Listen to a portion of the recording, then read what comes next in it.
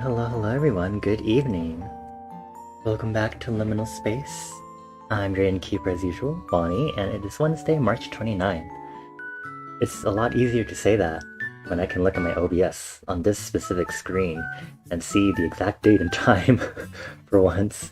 Hi everyone, it's a little past 8, and today's stream is going to be shorter than usual because I do actually need to sleep early. Because I am back in classes, and I do have to maintain a good bedtime. Twice a week, usually. Yeah. Hi everyone, thank you for getting your daily stamps and your postcards. Toad, thank you for being first. Hi Imai. Magic, please enjoy Skyrim, and thank you for lurking. Good morning, Citrona. Hi everyone.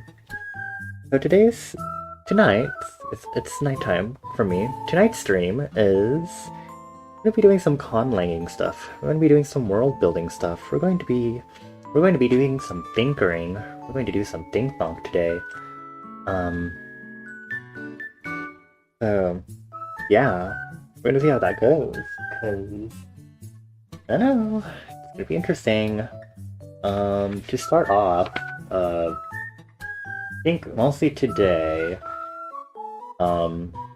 I tried to get some drafting of an updated alphabet as like a replacement for my old magic runic alphabet that I had, which you can find on my research journal, but I'm still trying to like tidy up some of the things in it.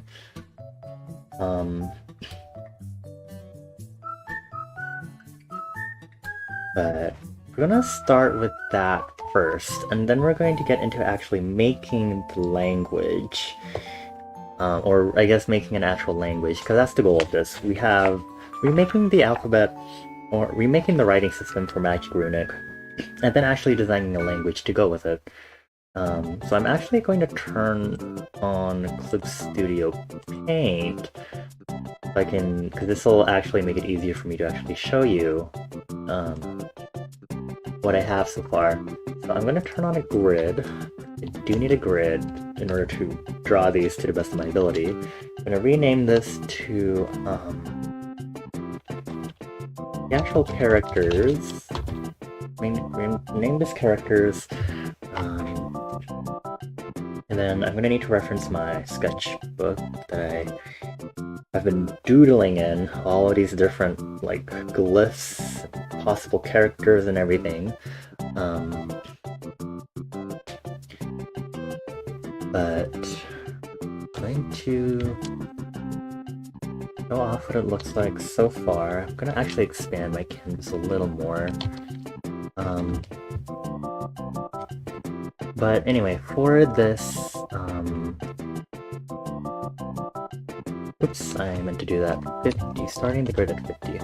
So, the previous Magic Runic was simply a character. It was an alphabetic language or writing system, aka you'd have a character for each phonetic sound / letter. But it was an exact cipher for the English language. But this music is very distracting. Hold on, let me also turn it down a little bit.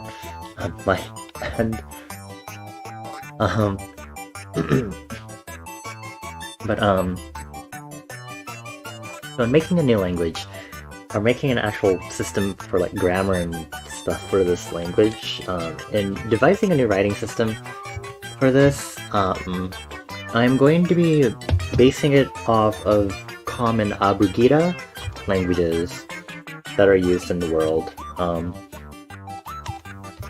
And I believe a lot of Abugida languages tend to be a lot of, I guess, South Asian and Southeast Asian languages that use an Abugida type writing system. An Abugida can also be referred to as an alpha-syllabic system. Basically just meaning that you'll have units of consonants and vowels put together, but the way it works is that usually that consonants are the primary aspect of the language and then vowels are secondary. Not language, the writing system. And a common thing you'll notice in Abugida languages is that consonant characters will have inherent vowels. And so I have a memo for this also that I should be referring to as I continue to do this. Let me also have a few more vowels that I would like to incorporate here. Okay. Let me go ahead and start writing in some of the things that we have. So I'll start with over here in the square. We'll just go ahead and start writing in the characters that we have for the system.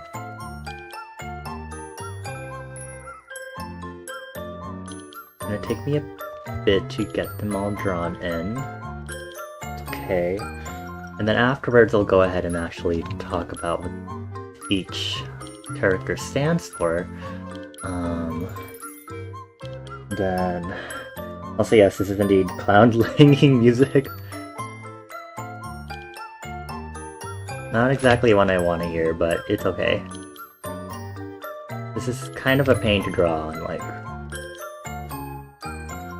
my tablet for some reason, but it's okay.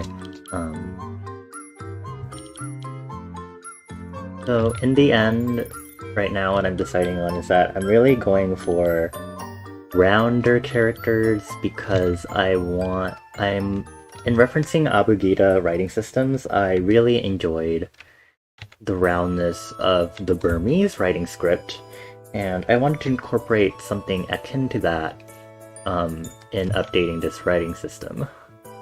And yes, you mind, we are conlanging.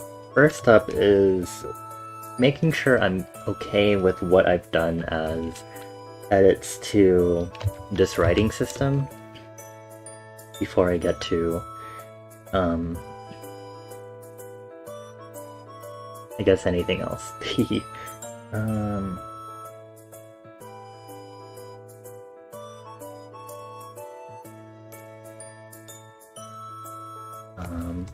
I definitely will need to expand this a little more.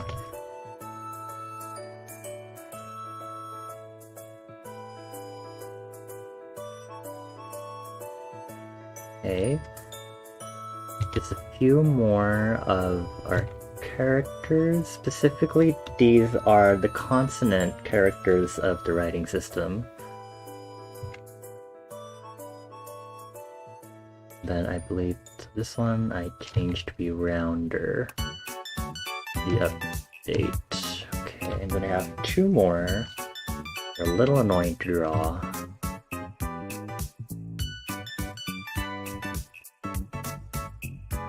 Okay, and then the last one. A little better, okay. So these are all the consonants that I am implementing in the system so far. There are 3 other consonant sounds that I am contemplating also adding, unfortunately, because the other sounds should also be hypothetically represented as singular consonants instead of consonant clusters.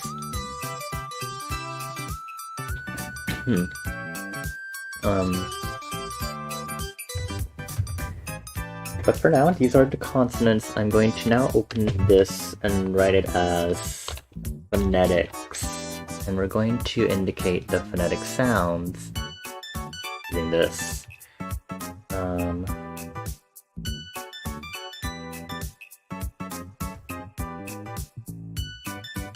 I'm gonna write, I'll write like above each one, but these consonants stand for. Yeah, and let me change the size in there. But these are consonant sounds that these are representing.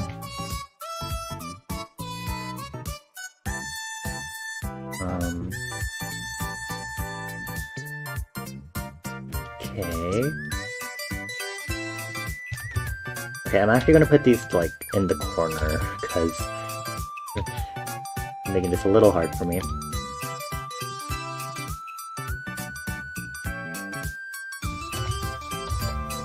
Let me actually change the color just a little more. There you go. Then this is E, this is S, K. This one is G, this one is K.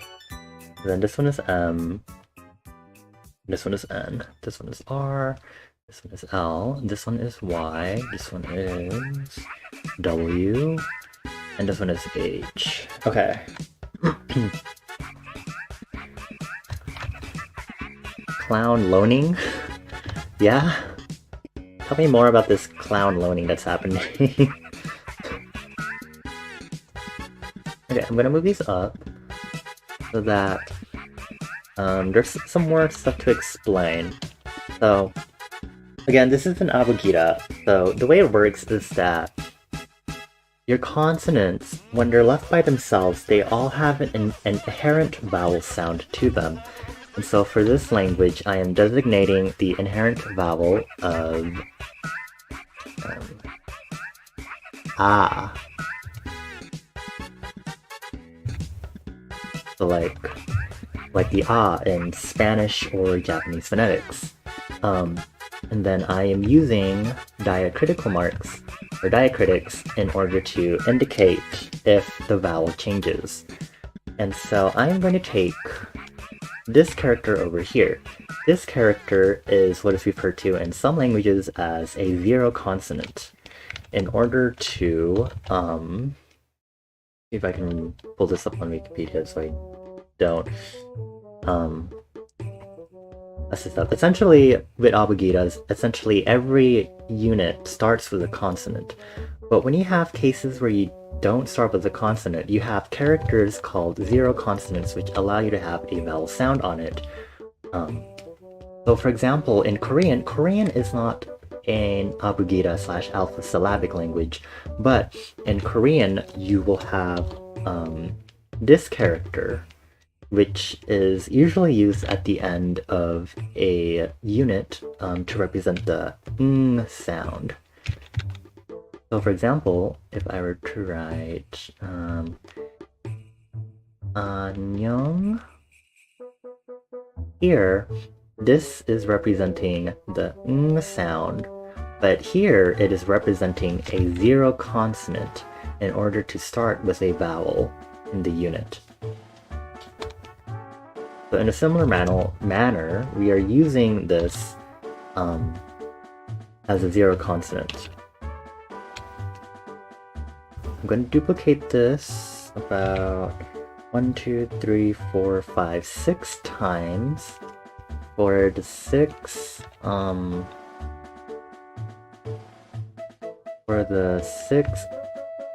other vowel sounds that I'm choosing to incorporate in this writing system. Let's go ahead and put them in. So all of the vowel diacritics are going to go below the consonant characters. We're going to go ahead and write them in. I'm trying to write this as nicely as possible here.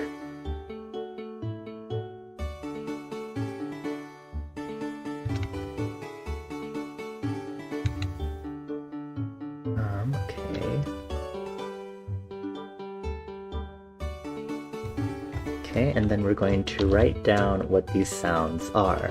So this one is E, this one is E, this one is O, this one is U, this one is I, and this one is A.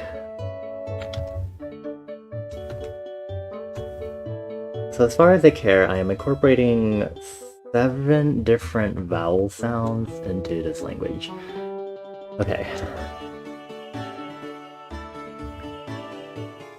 Okay. So I am going to also very quickly, I'm thinking about this, but I am going to include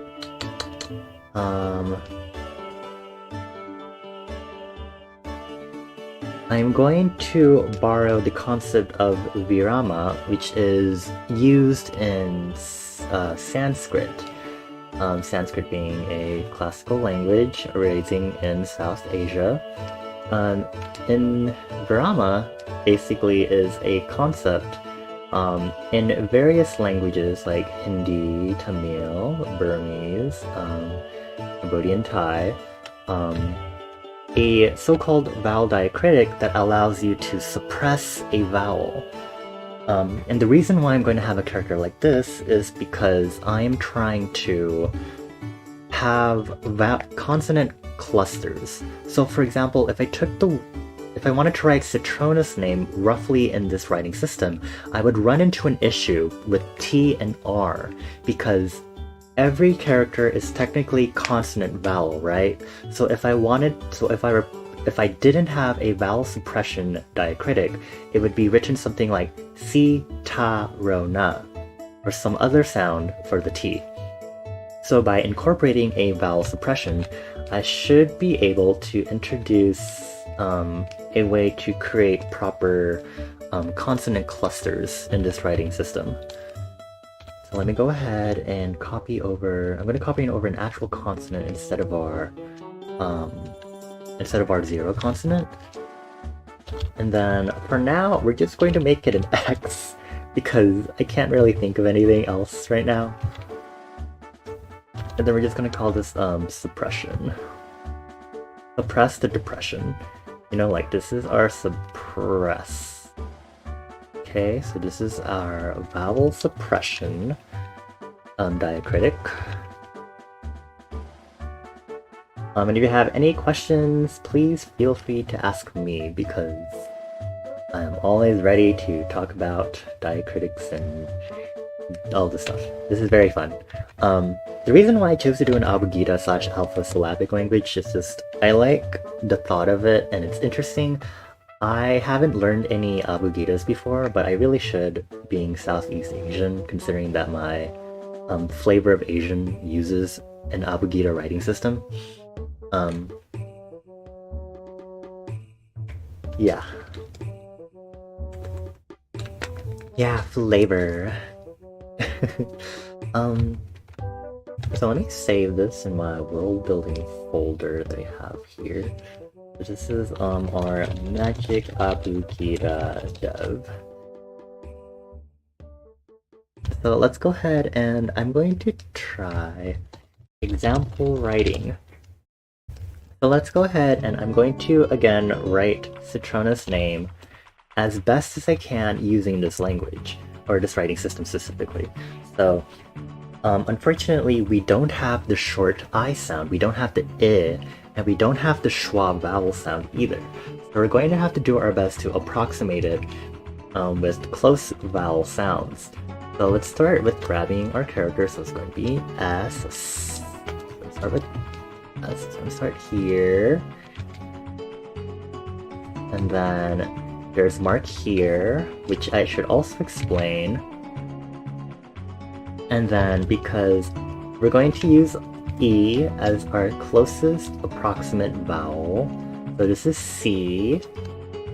Then we're going to grab T, which is this character over here. Draw that here. It has another one of these interesting marks or diacritics above it. Oh, that is actually, I don't like the way that looks. Hold on. Let me make it a little more symmetrical. That's my ability. Okay, there we go.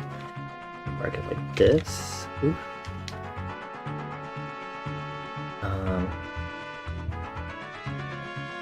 Here we go. There we go, satisfaction. Okay. So, we said earlier, I am trying to use a suppression diacritic to suppress the vowel. We're going to put the X suppression diacritic under it. So this is seat, seat. Next, we need the R, which is over here. R. Grab that R, and then we're going to put O. That's citro. And then we have the N, which is here, and then we don't have to put any vowel diacritics because the default sound is ah. And then, so M and N, you can't really tell by the way it's drawn on here, but technically, the M and N are, the N specifically is meant to be a flourishing type characters, so like this. So it ends like this. Just do a little nicer here, like that.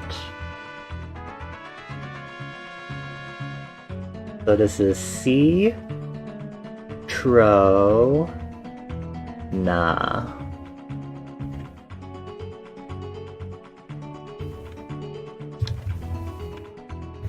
And then let's go ahead and grab Imai. Let's go ahead and do Imai's name, because practice and demonstration is good.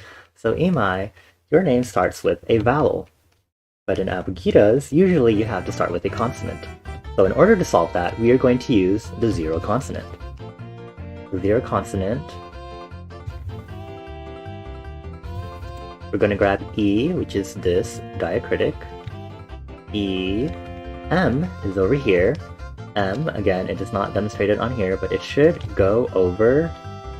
It is technically an S and a sender in this writing system. E, E, Ma, and then we want to do another zero consonant because, actually no, we don't, because we already have an I sound. I almost forgot. We simply do the diacritic for that one. E, my. Short and sweet. Quick and to the point. Yeah, mine doesn't look like a penis, what the fuck?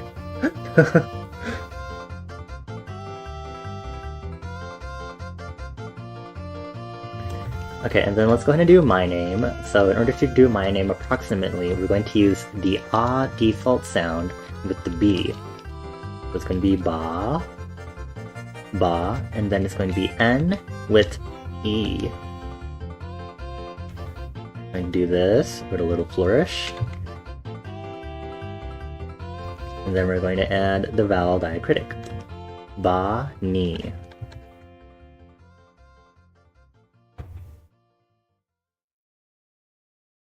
If I had to use another zero consonant, I was about to do it, but then I forgot. I added some vowel diphthongs in here that I often see in like Japanese, the I and the A.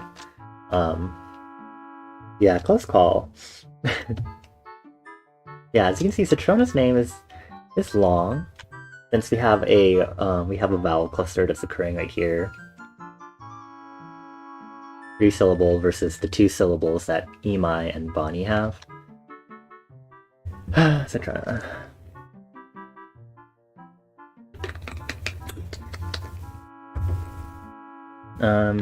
If y'all have any other names you want me to try to write in this, let me know. But this is what I'm going with. You find your name is very good at testing these kind of languages? Yeah. So great. Every time you thought about conlanging, you never thought about writing systems as well as this. This as well. This is so fun. Yeah. Because there's like this simple alphabetic languages and stuff, and then syllabic is an option. So for example, Japanese hiragana and katakana are syllabic writing systems. That would be very hellish for me to do. Because you'd have to do a character for each syllable that you want to do. So, for example, in Japanese, ka, ki, ku, ke, ko, sa, hi, su, se, so, ta, chi, tsu, teto, and so forth.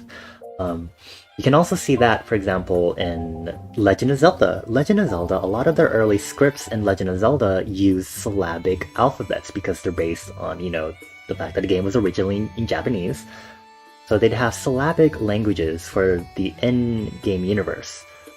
Later on, for example, in Breath of the Wild, we do see letter-to-letter ciphers for the alphabets, so they become more alphabetic as writing systems. The Filipino writing system you're thinking about is Baybayin. Oh, I think I might have heard of that. Ooh, it's an abugida! Look at that! Ooh. Baybayin also has an X in one of its diacritics. I wonder what that is representing. some languages have a lot of these abugidas actually have standalone characters that look like the consonants that are called independent vowels. I have chosen to not incorporate that because I can. Yeah.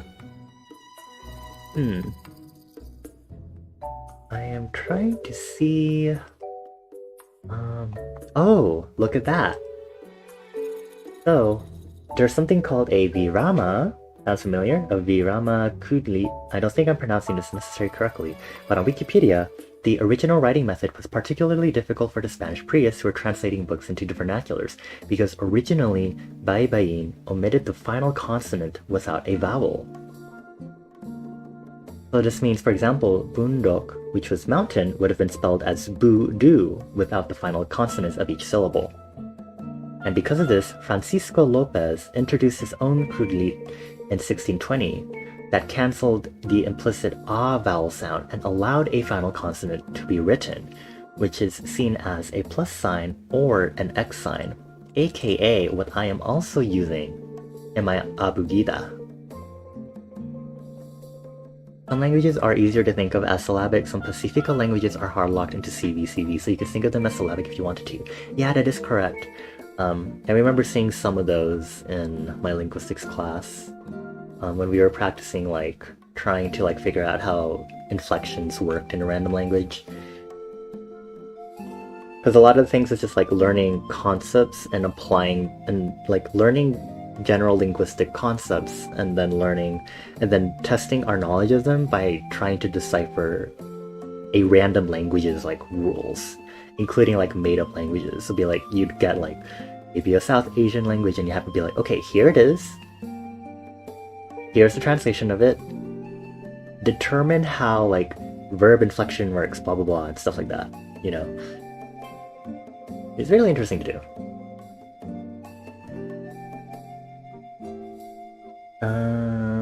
That's cool that I've chosen a vowel suppression diacritic that is used in Babayin, apparently. Because of a dude. But yeah, I can kind of see it in the way by, let me copy the image and post it on here really quick. So this is what Wikipedia says is how you write Baybayin in Baybayin, Cruz Kudlit. I guess like the more modern version. So you can see this would probably be ba, this would be ya, but with this vowel suppression mark, it's this y, ba. This would be yi because there's a diacritic here to change the vowel, and then this would probably be na with another vowel suppression to make it just n. That's pretty cool. Cool. I'm using stuff that I've been learning today. Very exciting. Alright, so we have this. There's one more thing I wanted to explain about this writing system, and it is the weird superscript diacritic that appears specifically on these and these. So let me go ahead and highlight those really quick using one of my lovely brushes that I usually use for art. Let me go ahead and use purple as our color. Yeah.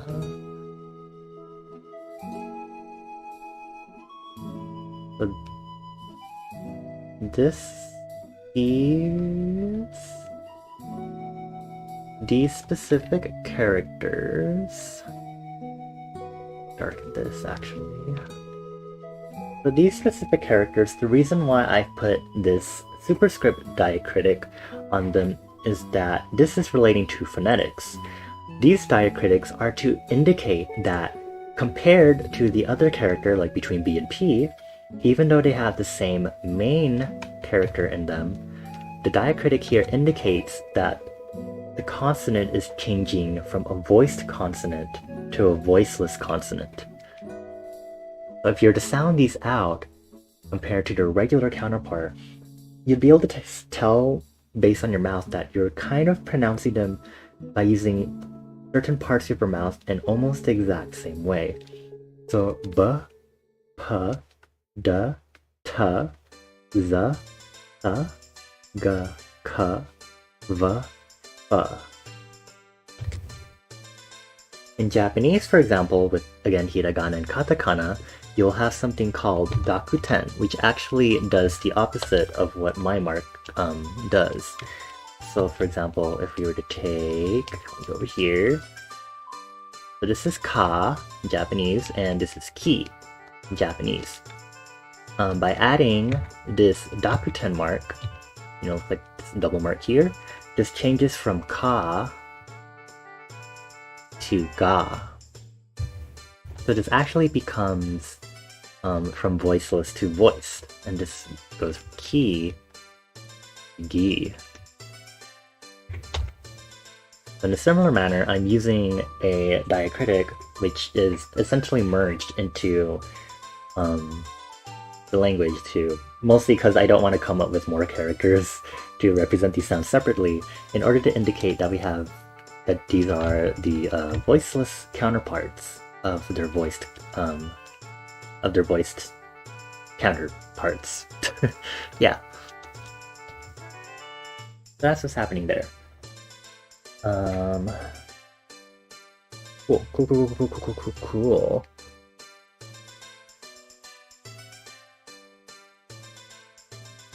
So, now that we have this down, our next issue is figuring out a grammar system. So we're going to bring back our window capture of Google Docs, where I'm going to be doing a lot of my work. So, we're going to try to make this as simple as possible. Why? Because in my world building, magic it's not super ancient, but it's ancient enough. And also, additionally, because ideally a magic language would not necessarily be used for extremely complex, convoluted sentence structures, we would not need to incorporate too many unusual rules of grammar into it. So let's just get started with Magic Runic. Again, with Magic Runic version 0.2 grammar. And so hopefully, let me zoom in a little more for y'all. Hopefully 125% is okay. So I'm going to be picking up a lot of words. I technically should also have another tab for a vocabulary, so let me go ahead and get that set up in the background also, because making a list of vocabulary is another thing that I need to do.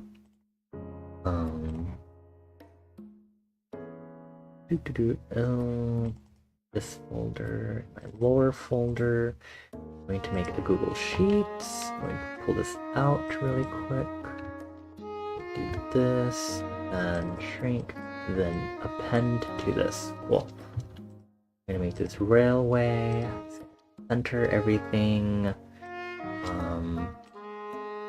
Go ahead and change trees to 1 row. So we're going to have the romanization of the word here, and we're going to put the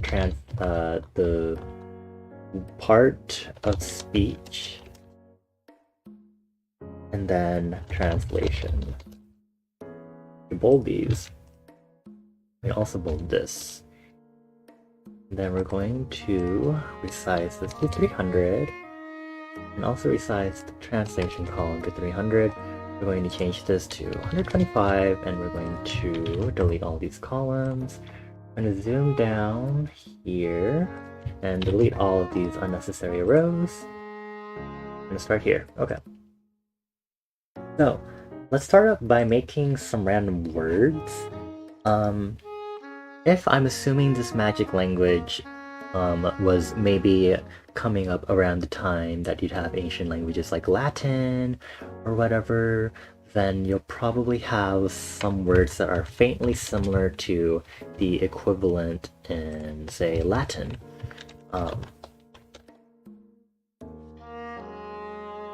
What we're going to do is we're going to obey the fact that this is an abugida, and try to not make weird consonant clusters to the best of my ability. So let's take some elements, because elements are a big thing about magic, right? And also, yes, the Terry Town theme. Always top notch. And it's ending. Well. Anyway. Me Tomo shop, okay. So let's take water. Water is a great word to start as a word to add to our vocabulary. Let's call it aku, because in Latin you get aqua. The noun. It means water. There, we have a word. Good job. Let's do fire. The opposing element. We got igneous, we got impetus. Or we could just make up our own. Fera. Noun. Fire. And then we have, let's try to do the other two classical elements. We want to try to cover, because the way this works is that it's an amalgamation of different supernatural spiritual beliefs in the world. Pulls from that as inspiration. So let's try to get something for earth and air also. Let's see what we get in Latin for earth. We get terra. Terra, noun, earth. Sounds really similar to fire. Maybe we should change that. Let's call it pharaoh. Earth. How about air? Air. Well, I can't put that in now, can I? Let's see. We got aura, we got Kyla, we got ether. How about Kale? Air. There we go. We have elements to work with. That's something. 150. Okay. Righty, so now we have elements, but we can't really do anything with that now, can we? We need verbs. So let's add a verb for to be. Let's pick a verb. Verb. To be. Twerk. I don't think a magic language needs a word for twerking.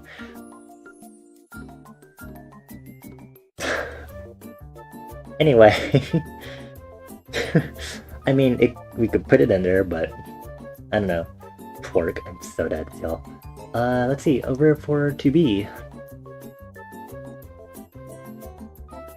Well, the way I've done it, and another time that I've tried conlanging, is that verbs usually have some sort of standard ending to indicate that they're a verb. For example, in Spanish and Japanese, you'd have specific verb endings for the infinitive form. So for example, taberu, kaku, iku, nomu. In Spanish, correr, jugar, traer, comer, beber. So let's see, what would be like an okay verb ending? Because my plan is we are not going to have any intense verb conjugations. Because why would I do that to myself? Not this time. I don't like doing that. Not for something like this. Unless we run into a roadblock down the road with this. So let's see. Let me go ahead and look back at my language and see, can I use the characters in a way that would make me want to...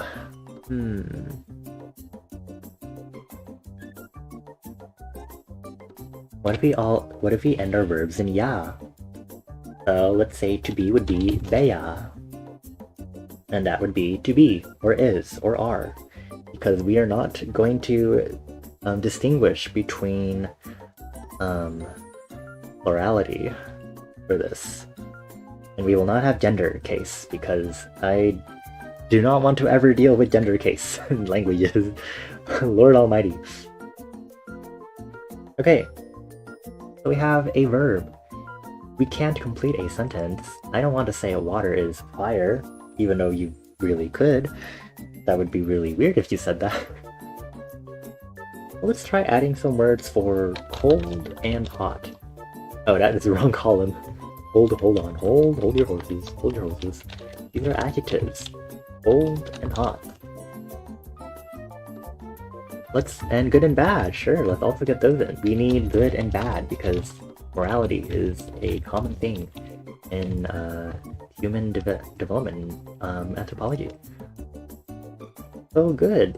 We have bonum in Latin. You know, like bon in French or bueno in Spanish. And those are derived from Latin. Should we end our adjectives all similarly also? We could do I'm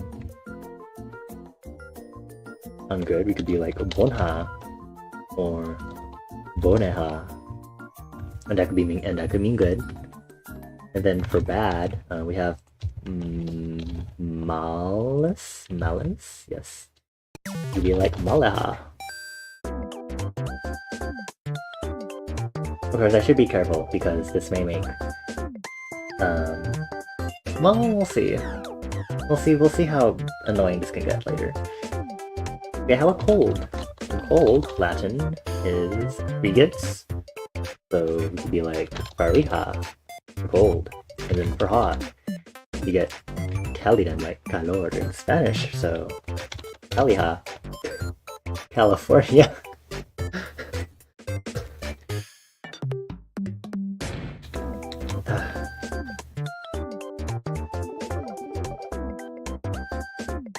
Sure, let's look at these. These are some adjectives. So now we have, so we can say stuff like water is cold, or fire is bad.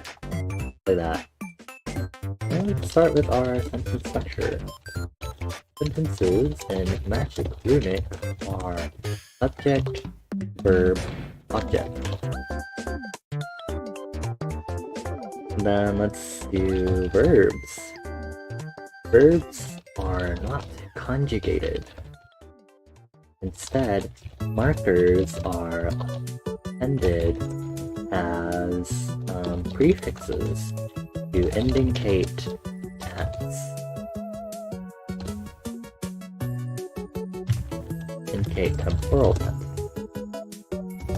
By default, verbs are to be read in present tense. Okay, so what do I mean by that? So, what if I wanted to say fire was hot or water was hot? I need something to indicate that it was past tense. We're going to use he as a marker. And so we're going to write an example sentence here. I'm going to do it in colors, so let's do red as a romanization. I'm going to say aku hebeya. Actually, it's going to be aku hebeya aliha. In English, this would be the water was hot.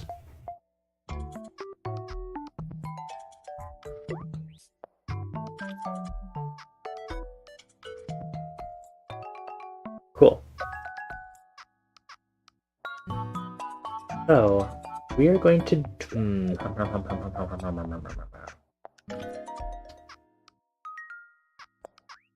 I think that should be okay. Maybe. We'll see. We'll see if we'll have to fiddle with markers later. Well, how about a marker for future tense? How about wa? How about... Let's do way. You want to get so fluent in this to the point where we can use it for Splatoon callouts? Lord almighty. You want to use a very primitive magic language for that? I don't know how that's going to work out.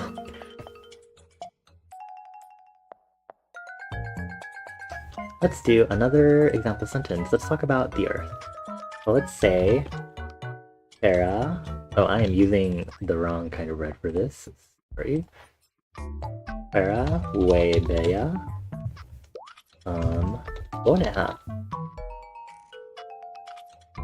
And then our translation is the Earth will be good. Now, there's another thing I need to indicate here, which is regarding our nouns, and it is, what is it called? Is it indefinite? I believe it is definite and indefinite. Yes. Nouns. Nouns are not indicated, are not, let's see. Indefinite, definite articles, e.g., a, and the, are not used.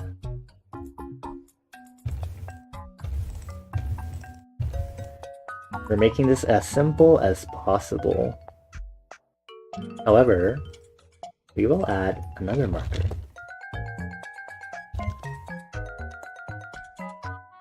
We're gonna indicate that these are prefix markers.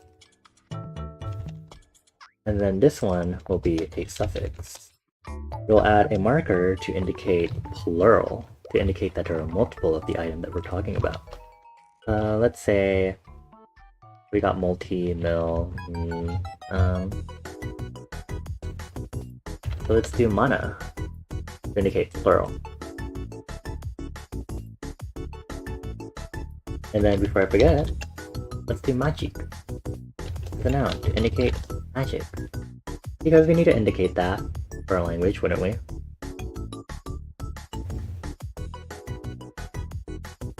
So let's try to get some more vocabulary in order to try to start developing this language more and more.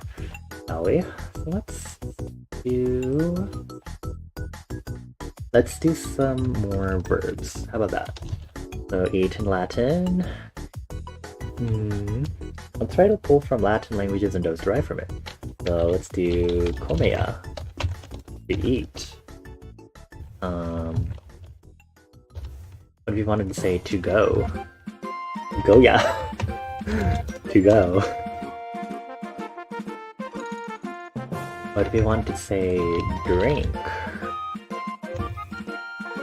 Ibeya. To drink.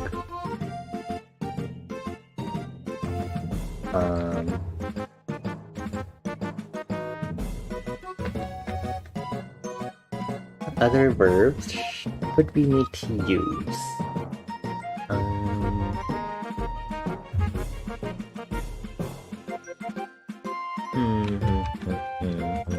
How about to make?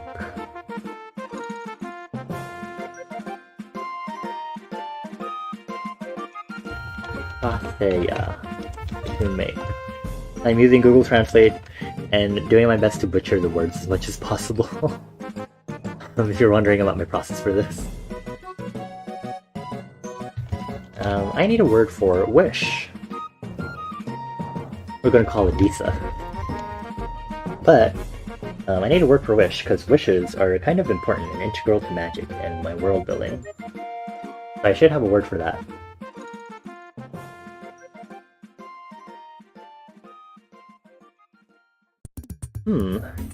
What if I wanted to say the phrase make a wish? Make a wish is in a request/command form. There is a term, is it called imperative? Imperative, I believe. The imperative mood. How should I indicate the imperative mood?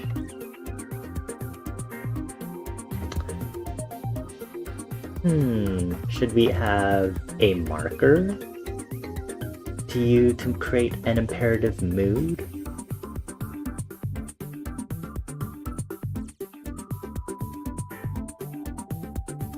Let's go ahead and put a marker. Let's do it as a prefix. And let's call it done. Well, let me actually use hyphens to indicate where these are supposed to go, because otherwise I'm going to be confused looking at this later. I'm ending it with a consonant, so that's going to be interesting. So this is imperative mood. So let's Let's see. Let's say we wanna tell someone to eat hamburgers. So first, we're going to try to write hamburgers as best as we can in our writing system. Hamburger. That is how we'll say hamburger in this language. I am very averse to ending any words in this language with an R. N and L are perfectly fine, but ending it with an R is a little disgusting to me.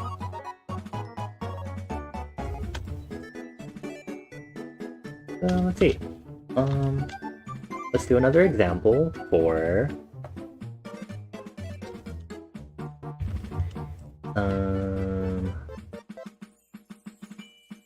do it and write again. Let's say we're going to tell someone to eat. So we're going to start with the marker prefix dan.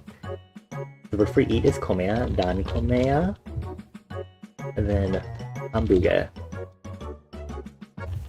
It attempted to correct that. Don't do that. And then the translation is that eat a hamburger. Like so. Technically, A should be in parentheses, because again, we don't indicate indefinite or definite articles in this language. So, cool.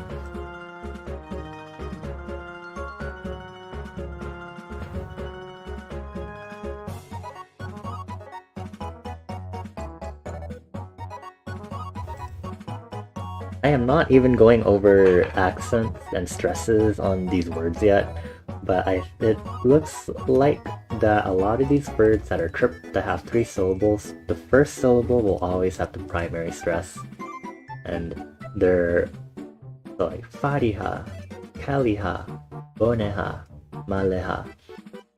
So the first syllable is always the main stress, and then the last syllable is like the secondary stress.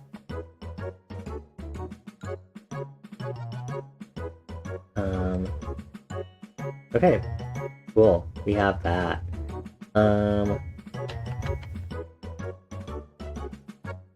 If we want to do Splatoon callouts, what would we need for Splatoon callouts? I guess we need a way to indicate left and right. Right? Left. Right. Are those adjectives? It should be, right? Yeah. So let me also indicate that this is in terms of direction. Otherwise this would not make sense otherwise. So, direction. We're going to look at Google Translate again. But I don't think I need to. I should remember this, because Oculus, Dex... something...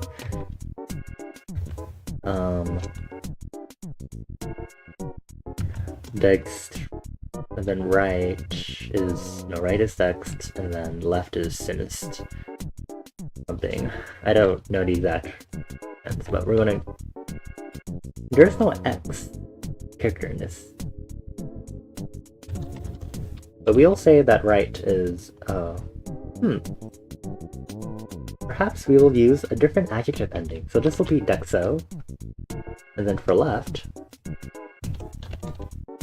we will have finiso.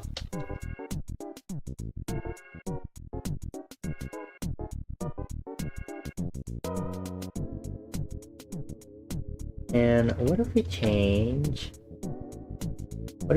our adjective endings to sa? So that our adjective endings are either sa or so. Let's do that. Because I need something to look at least something similar among these. I love how Splatoon music is now playing. Wow, what great timing. Okay. But also, yes, some adjectives can be used as nouns. So when we have hot, we could turn it into a noun to refer to the heat, or cold to refer to the cold. How should we do that? Should we create another ending to indicate that the adjective is being used as a noun in order to indicate the quality of?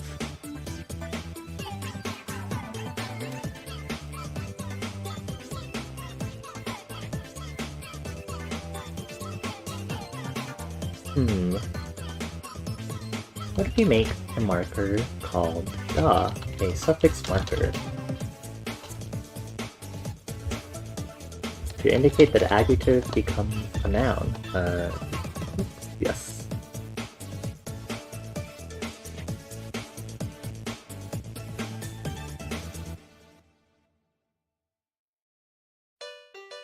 Okay, so then we have this. This is getting a little more complicated. This is getting more complicated the more we have to think about this. So let's see. What if we want to talk about squid and octopus? Actually, we've heard of them. Well, let's look at octopus. Actually, here, why don't we look at their scientific pages? And let's see if we can grab something. The octopuses are in the scientific order Octopoda. So what if we call octopuses Octopo? And again, there's no C, because we're just using a hard K sound.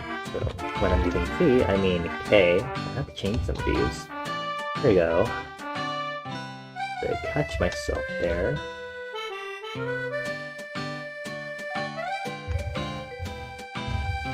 What about squid? I don't want to talk about squid. Squids are in the superorder Decapod because they have 10 arms. So we can just call them Decapo. Wow. 10 legs, 8 legs, amazing. In which case, why do we make a word for leg and call it bow?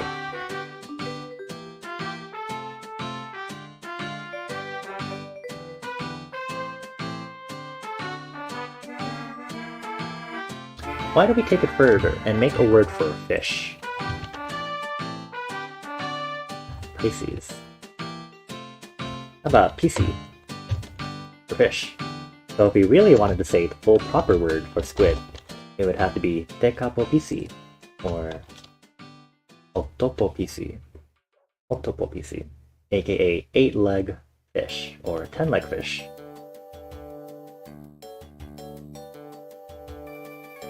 This is like the weirdest way to be constructing those words, but it works for our methods, I suppose.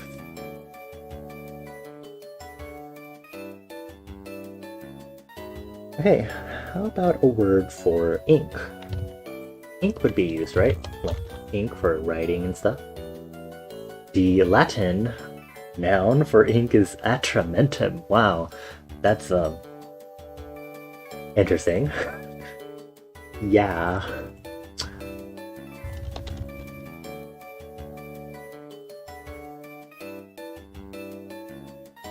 Do I want to use that?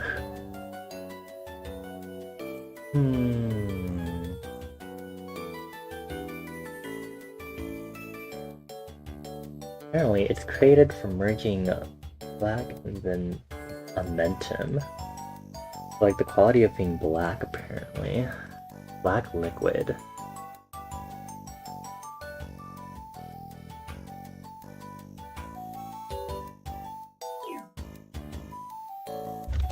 What if we do Inca and call that problem solved? Wow, we're such conlangers, so amazing.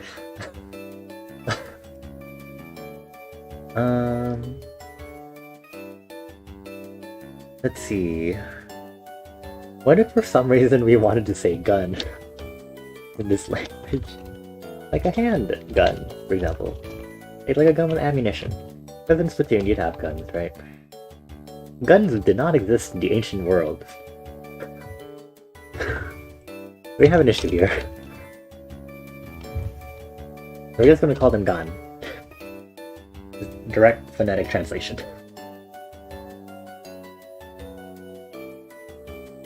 What if we wanted to say a brush? Like a brush. Or like a pencil. Do we differentiate pencil and brush? I don't think we need to. We can do this. Pencil/brush is a noun. And we're gonna call it, I don't like the word looks similar to penis. But we're gonna say penisa. I'm immediately regretting that.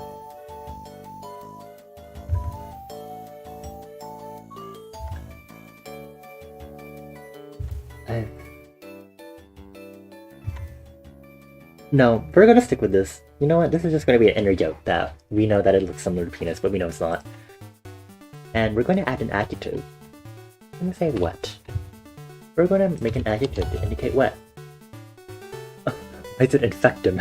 It's infection. Humid, like humidity. How about humiso. So, if we were to say humiso penisa, we'd get wet pencil, which we can then use to say brush. Humiso penisa. Cool. There, now we can say brush.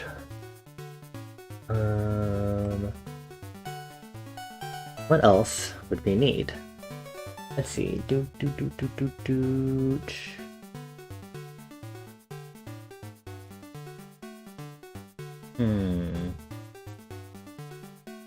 I'm thinking what other Splatoon terminology we could do in order to expand this. I guess we should also have an adjective for dry, because we should try to have some sort of dichotomy with our adjectives.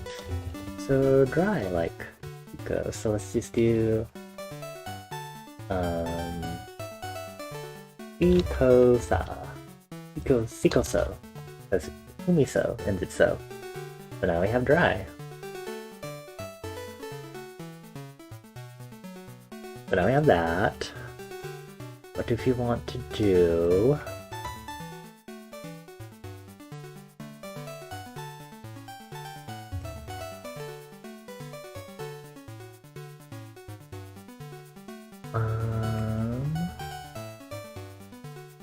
maybe we should have paper,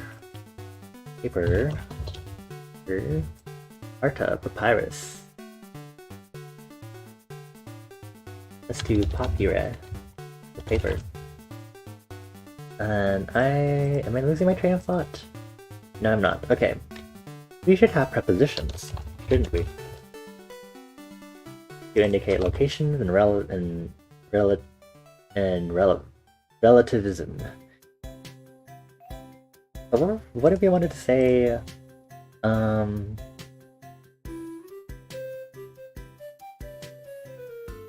what if we wanted to say the octopus is in water?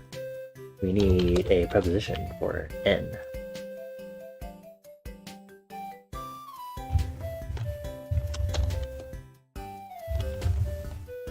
We're just gonna make it Ina. Because I can. There you go. That is our preposition for in. Ina. What if we wanted to say outside the water? Out or outside.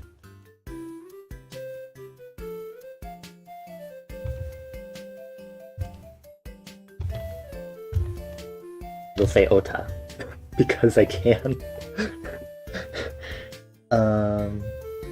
What if we wanted to mark, what if we wanted to do a possession marker? The possession...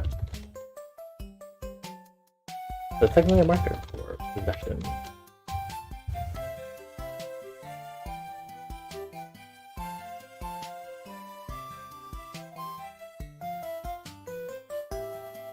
How about whoa? Sure. So what if we wanted to say, using Citrona as an example, because you're here, let's say we wanted to say Citrona wo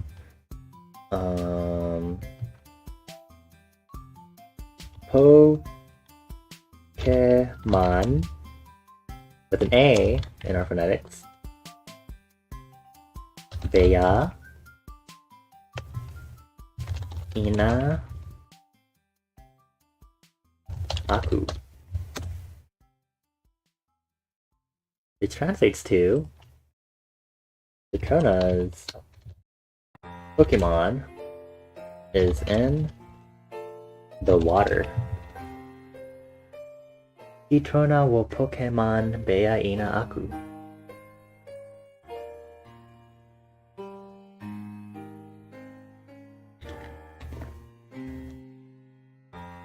Cool, we have an example sentence. Now, why don't we write it in our writing system? Sally?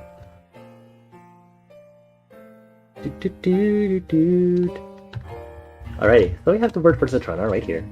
Very helpful. We could probably just use this really quick. Match that up. Use that really quick. Because I don't want to rewrite it. So what did we say? So this is Citrona. Then we need to say whoa. What is our W? This stupid ass thing. So, whoa. Let's say there are spaces for sanity. So, whoa. Then we're going to say Pokemon. So this is P. So, is this the right one? Yes. Okay. Oh.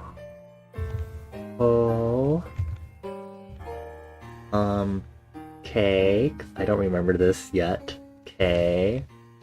O. Poki. Is it Poke? Should we do Poki or Poke? Because the Japanese would be Pokemon. Or should we do it the American way? Pokemon. What would you like to do, Citrona? Do you want to do it Pokemon or Pokemon? The English or the Japanese way? Boo, Americans. Okay, we're gonna do it the Japanese way then. So, okay. Okay, so the issue with using the diacritics is that I have not properly determined where you attach bottom diacritics if they attach. So we're just gonna do it like this. Okay. And then we have M. This thing. So mo. And then we need to do one more for the N.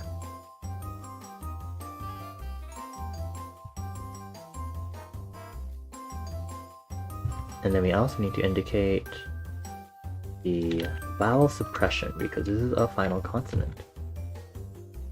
And I almost thought I was done, but I realized we were writing in a whole sentence. Bea.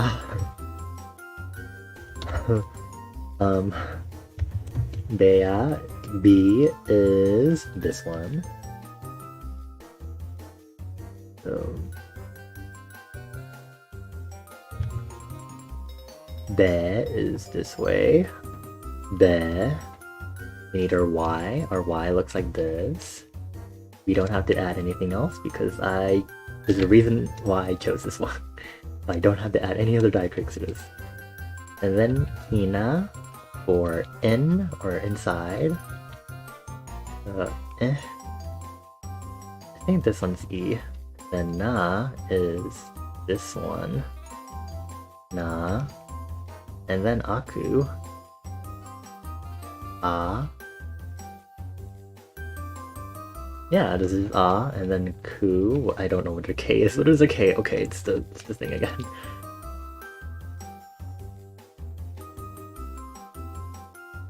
Ku. And then we'll do a period because periods are allowed. Here you go. You wonder what the K would look like with the vowel thingy coming from the middle.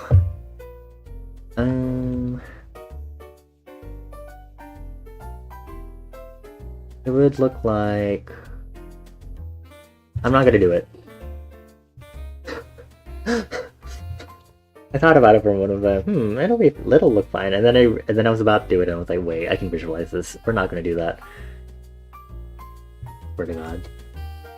Okay, so I have Citrona wo Pokemon bea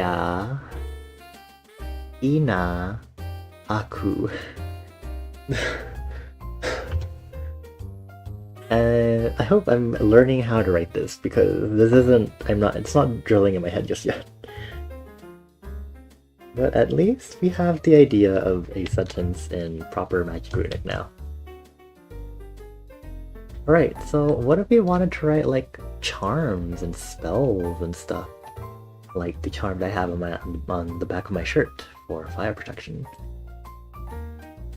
So let's make some verbs, shall we? If we can start it off as a verb, that'll be great. Actually, let's take wish. Wish is visa. I want to make that a verb form, to wish, because again, wishing is one of the major components for how magic works in my universe. I end our verbs with ya. What if we just say visaya for wish? There you go. Now what if we do that similarly? We create a word for protection and we go backwards. So to protect, or protection, I guess. So let's say it's porote, and to make a verb, we say to protect. Poro. What if we do protea? Let's just make this, let's just add a cluster in there instead.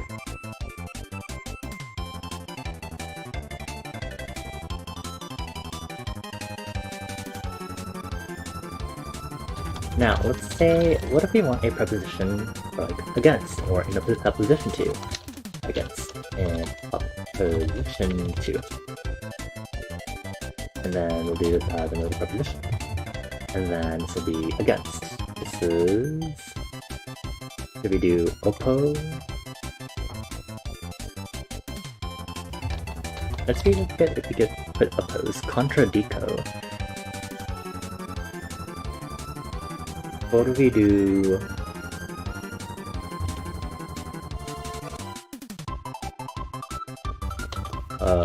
There's a kono as our preposition meaning against or in opposition to. And show and tell. That looks doable. That is a possible option for doing the... is that ge or ke? Because I'm thinking you could probably do... Because some languages will have different fonts, for example, and sometimes they'll stylize the characters differently.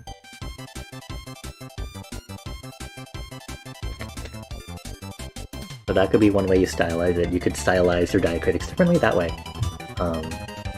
For example, because the diacritics on the top of these consonants are the same, if you wanted to stylize it, you could just be like, you just do a dot instead, and that would, because again, that diacritic is just specifically for that and it's on the top, it'll work. Just like the same way how we have these flourishes for the end consonant, these are optional. You can choose to do that.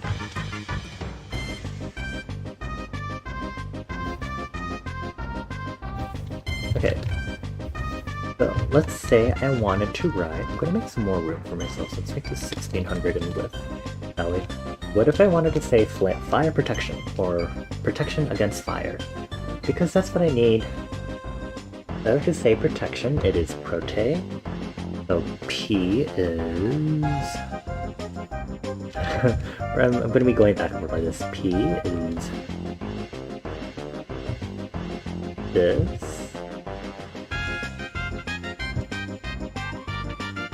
Vowel suppression. R is this.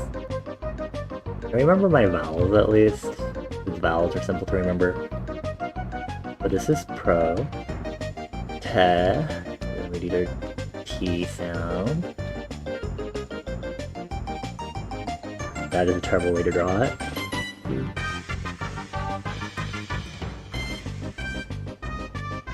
Prote. Kono. This is K, right?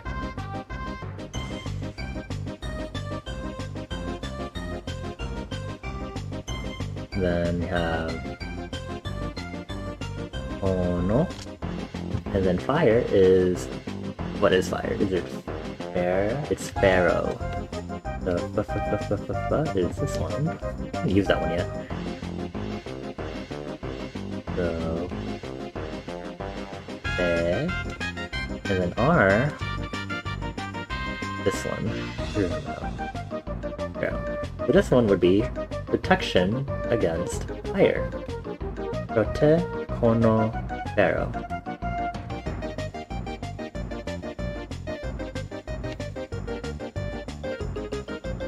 Then I'm actually gonna try the translations of them under at least protection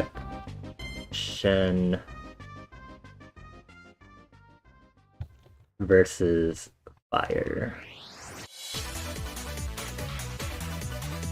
And then it's like, did Trona's Pokemon is in water. Cool.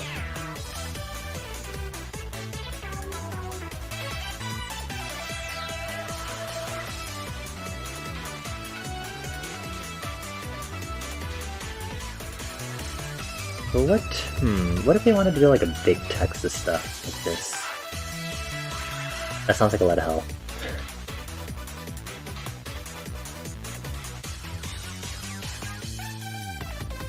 Actually, we have wet and dry and hot and cold, right? Those are definitions that are used in alchemy to describe the 4 elements. You also see them in astrology, but we can describe the classic elements with the quality of hot and cold, or dry or wet. So fire is hot and dry, air is hot and wet, water is cold and wet, and earth it is cold and dry. So first, we need to make a preposition.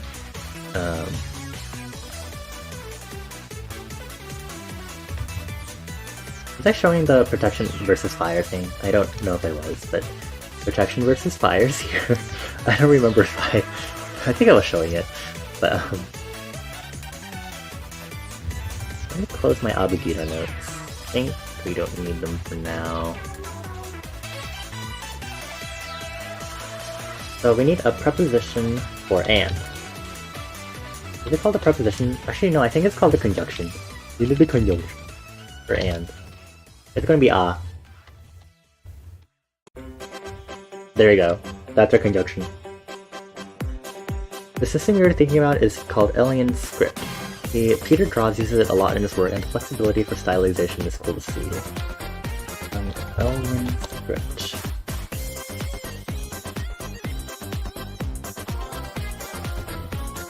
Let's see.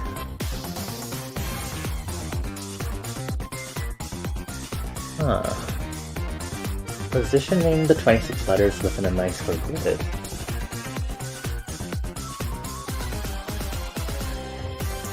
Interesting.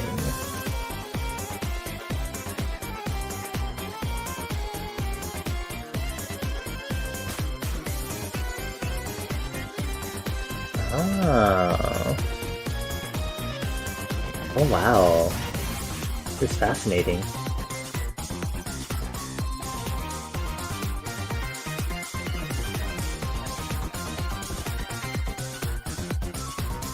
Ooh.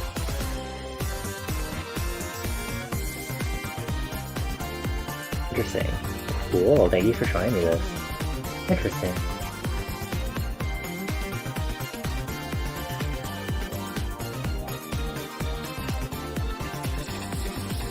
Okay, so let's go ahead and try writing.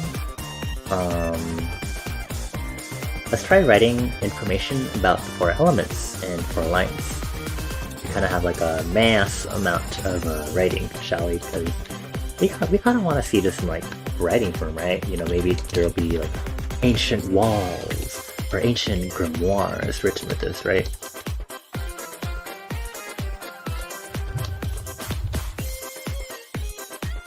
Let's go over here and let's start in the cell. So we're going to start with fire. And we have like bi-weekly seminar streams for this. I mean, we could. If we wanted to have like a language to talk in, I feel like we should actually like try to make our own. That isn't just specifically this, because this one is just specifically meant for magic and stuff, so it's very tailored for that sort of thing. Yeah, I do need to have it figured out with the curriculum also.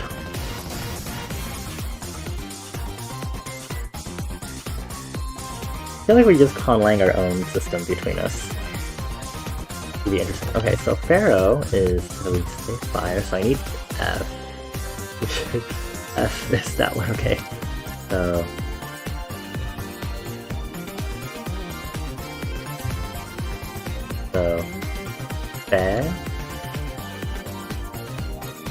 row.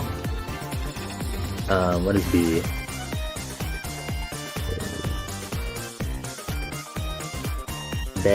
Yeah. Is that right? Over here. Yeah, it is, okay. Hot. Hot is... God, let me look for adjectives. Hot is... Kalisa.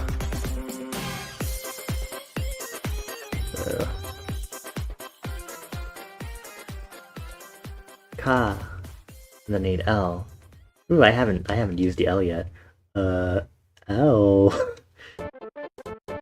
Ka. I think it's looping back to the beginning. That means it's been an hour stream. At least. Kali, and then I need S. What is S? S is that one. Kalisa. Ah. And then fire is also dry. So dry is Picoso.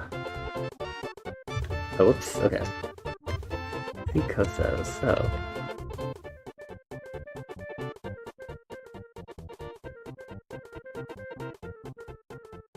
B. Co. So. For a period here. Next element is... Wow, this is really big compared to the other letters. Next is air, which is hot and wet.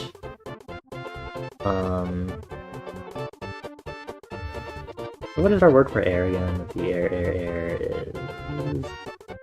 Kale. Okay, interesting choice, Bonnie.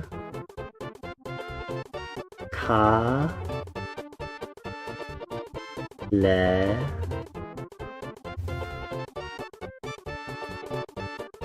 Beya. And what it is hot, so I'm just going to copy that word over here. Kali... Sa... Ah... But air is wet. What is the word for wet? Humiso.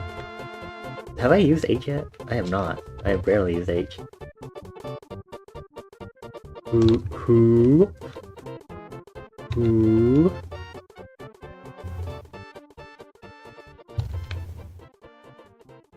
Me.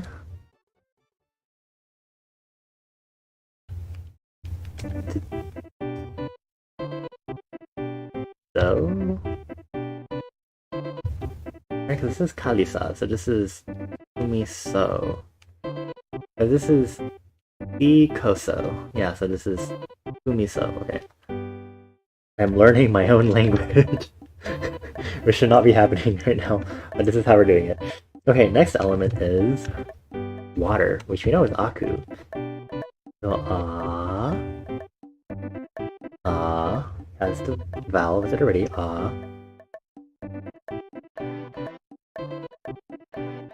Ku, Beya. What is water? Water is cold and wet. How do we say cold? Cold is Farisa. How do I do F? That's how, okay.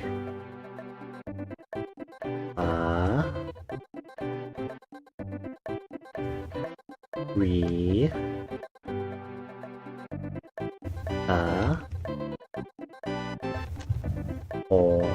ah, and it is also wet, right? So we have who,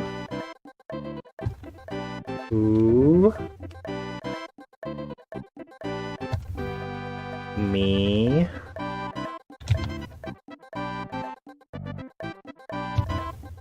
this is just z, this makes it s, so, so.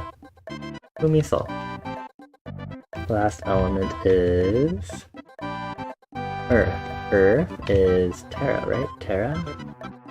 Terra, yes. The T. Do I remember T right now? No, I don't. It's that one, okay.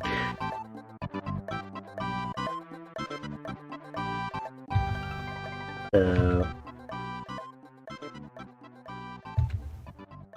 Terra...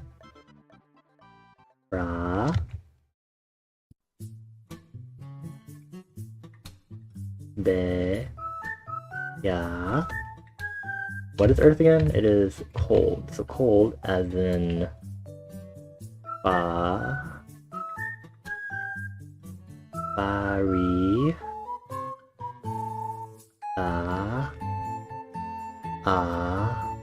The Earth is actually dry. So dry is Ikoso.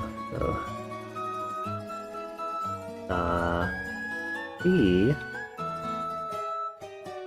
is ga, ha, o, za, so, ikoso. There, now we have some script that we can just squish it all together really quick and make it look like their lines meant to be written right next to each other.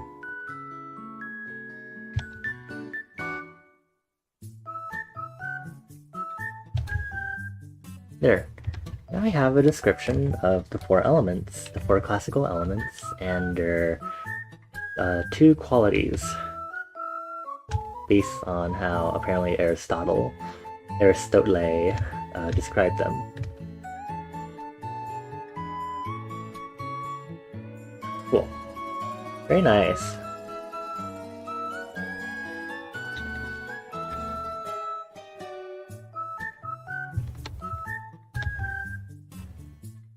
There, that is a good development of the Conlanging. I don't know if there's anything else that I need to do for this.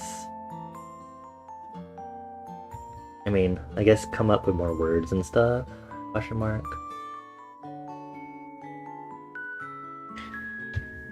I'm gonna shrink this. 2000 is fine then, okay, cool. Cool.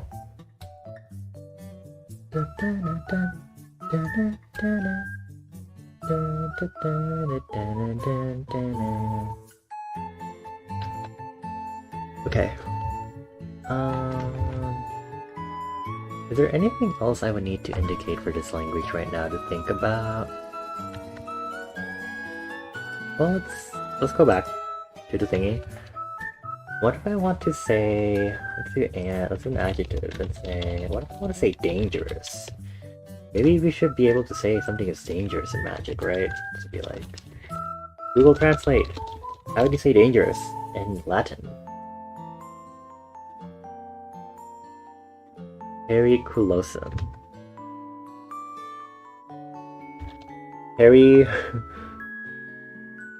Pericoso.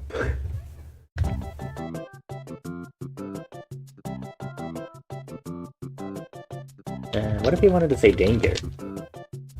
Like a noun. Perico. Wow, we're so creative. Look at that. We're so amazing. We're so good at this.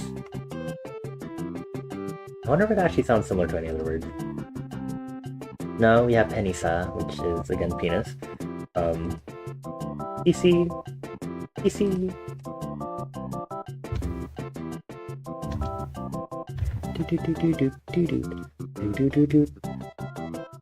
What if we wanted to say element? Element. We're talking about the four elements. Elements.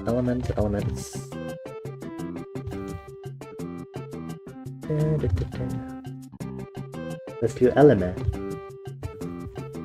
It's what? Hehe. Actually, let's do alene.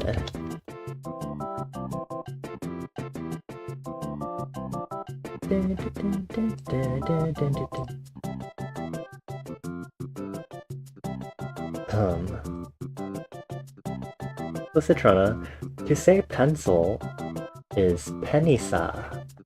And then if you want to say brush, we say wet brush, which is humiso penisa. Humiso penisa for brush. What if you wanted to say ink brush? Then it would be Inka humiso penisa. This starts getting really long. And this is what happens when I try to stick with syllabic stuff.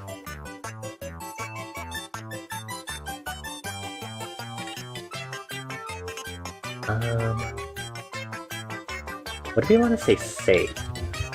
You know, as a contrast to dangerous. How do I say safe? Two-tone? Tutus? Sure, we're gonna say tutu. That's going to be how you say safe, I guess.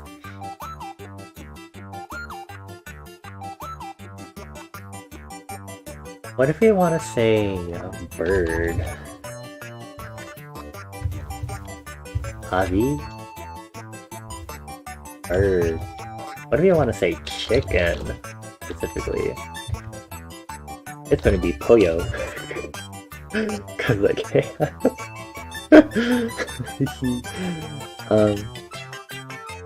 what if you want to say human?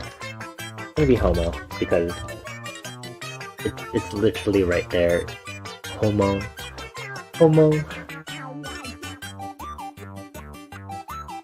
Now, what if we want to indicate that, like, what if you want to say a baby chicken or a chick? Pollo. Chick. What if you want to say a human child? Homo. Human child. Yeah. Digging it. Just repeat the word twice and you've got it.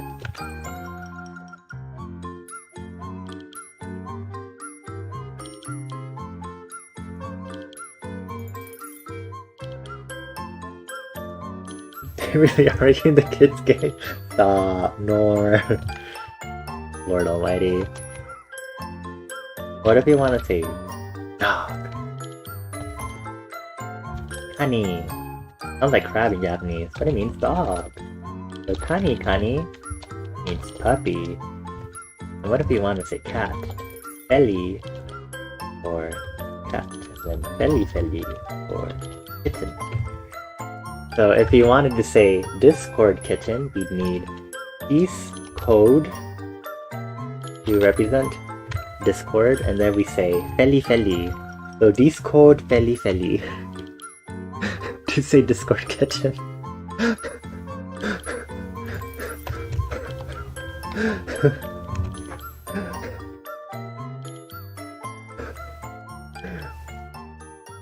We have bad. I don't know if we have evil. I feel like we should have a separate word for evil. Well, how do we say bad? Bad is Melissa. How about Malevosa? Or evil. So if you wanted to say real evil baby cat, it would be Malevosa Feli. Petrona, are you a Malevosa Feli?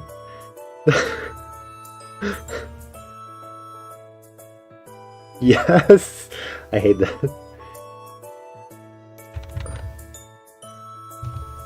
What if we wanted a word for stupid? Stupid is stupidus.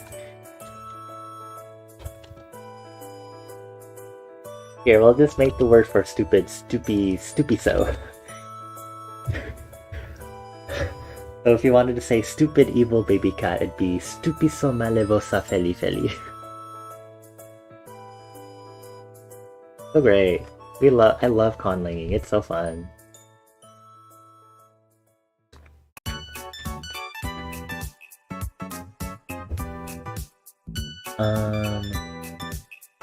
Yeah. I only have like... I kind of want to hit the 2-hour mark for the pod at least, so I only have like 20 more minutes. Just make it your name at this point, no! I'm not gonna do that. What I will do is, I will do a word for a lemon. A lemon is citron. Citron.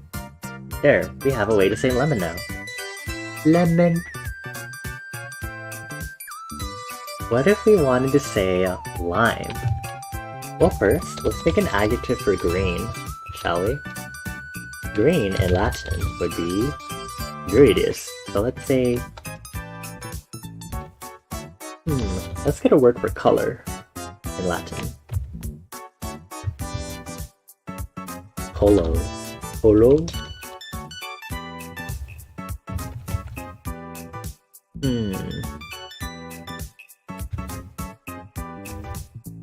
How about tigo for color? So green would be viritigo. And then what if you wanted to say orange?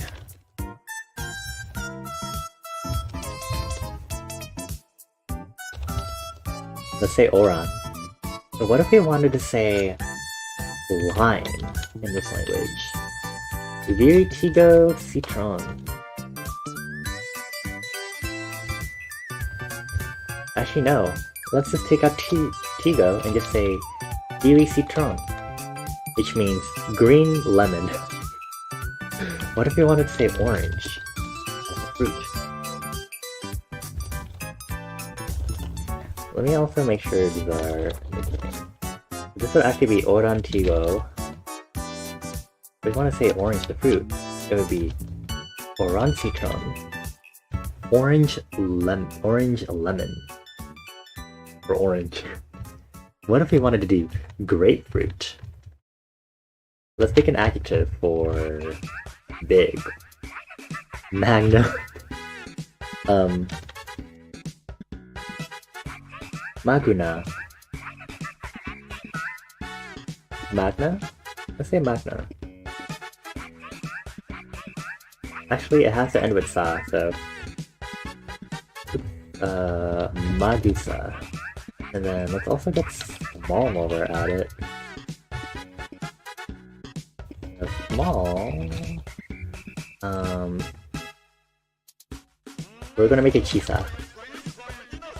What if we wanted to say grapefruit? Magusa citron. Big lemon.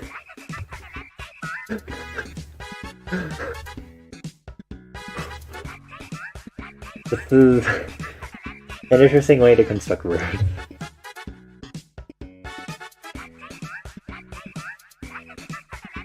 We didn't make a word for smart yet, did we? Okay, let's do smart.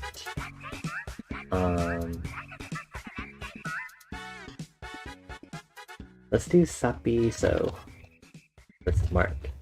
And then to make wolf, let's do sapikani.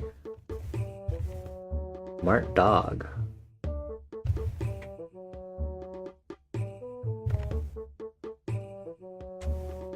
What if I did it that way with magusa citron and we took out that adjective ending? So now it says magu citron.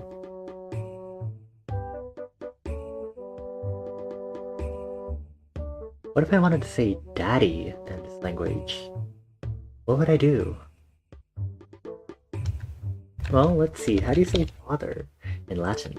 Pater. What if you make it pape?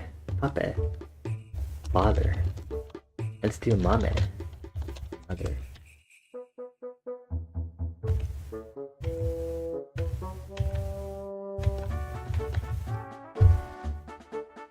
Call someone pape. You want to be like father. But what if we want to do it like daddy? Did we introduce like diminutives? Be like papito. Papite. Sure, let's do it. Papite is daddy, and mamite is mommy.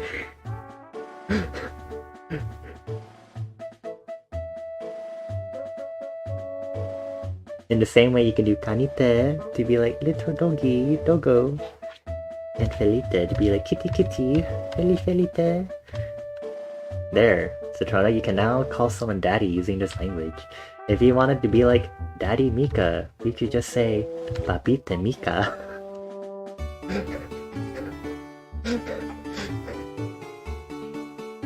Here, let's write it out in the language so we can all make sure we know how to write Daddy Mika in the language. So it's going to be how do I write P again? So it's going to go Ba B. How do I do T? That one again.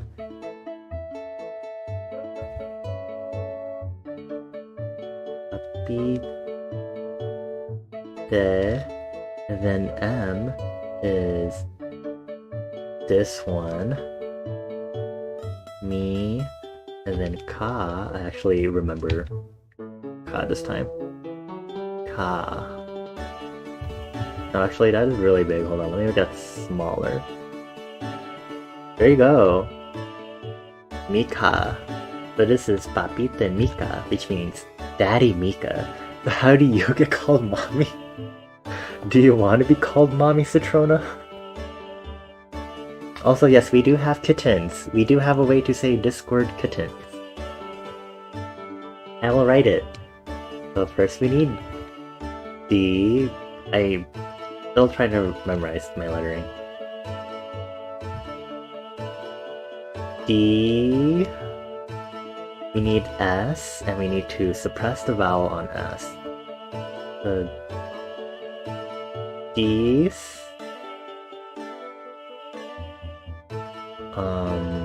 Cole. I'm gonna actually put in the R and suppress the vowel on that to do the R sound in Discord. So D-score, D-score. And then we need to do D with another suppression. So this is D-scored. And then kitten is Feli Feli. So we do. Actually, hold on. I would like to write this a little better here. It's this one, right? Fe Li Fe Li. And that is how you would write Discord kitten. I don't even remember what the 7th triangle was anymore. I don't remember anything about Morp anymore. What is the 7th triangle? 7th triangle is hot water. That is not 7th triangle. Did I write this correct? Feli Feli? Yeah. Feli Feli. Discord. Feli Feli.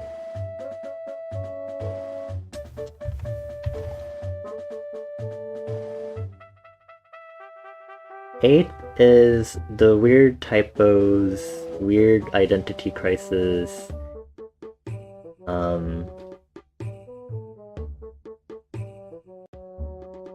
Eighth is where you can't really start categorizing things anymore, actually.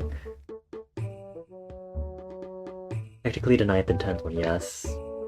But the 8th one is like very ambiguous.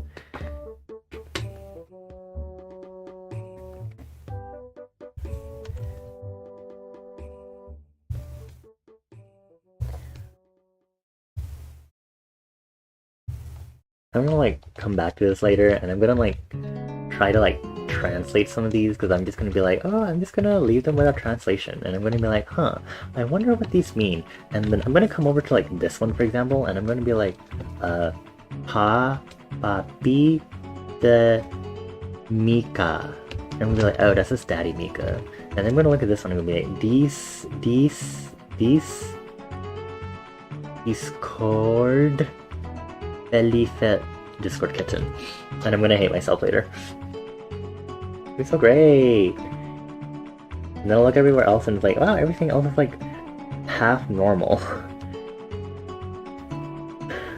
half normal. Not entirely normal.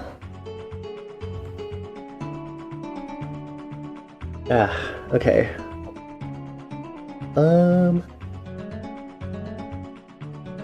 I'm feeling very baby and tired. But I do want to try to wrap. I do want to see if there's. What can we do in 10 minutes to see? Is there anything else we need to do for this language that I haven't remembered? Oh my god, I'm looking back at the mix that we're playing for the music and I just see Link from Breath of the Wild holding a gun at me. That's the thumbnail. That's a nice sight. This really is a no thoughts had empty music mix.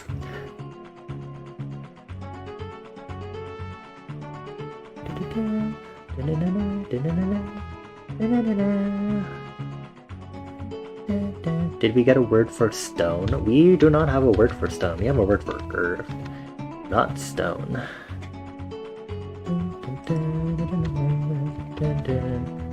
Okay, well, how do we say rock in Latin?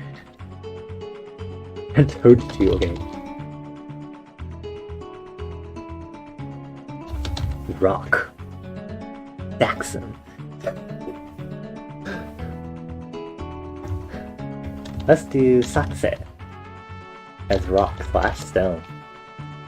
And then let's look at frogs really quick. I believe frogs are part of the order Anura.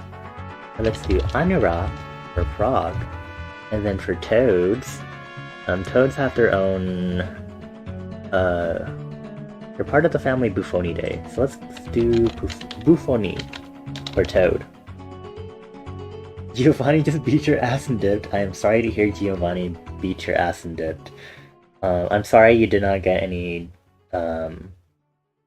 TLAC after he beat your ass.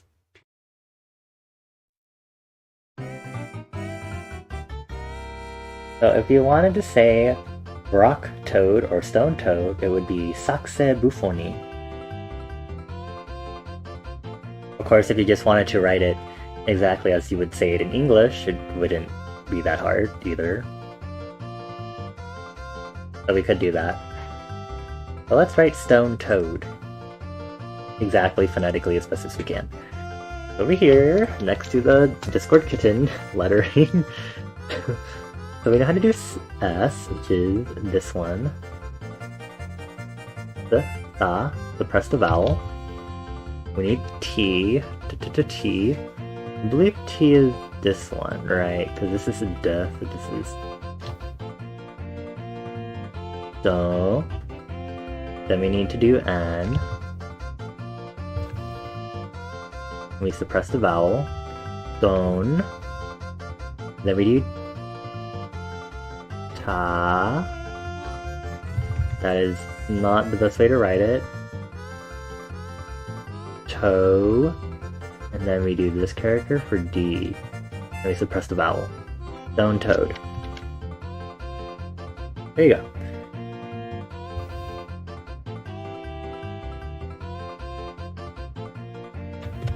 Dun, dun, dun, dun, dun, dun.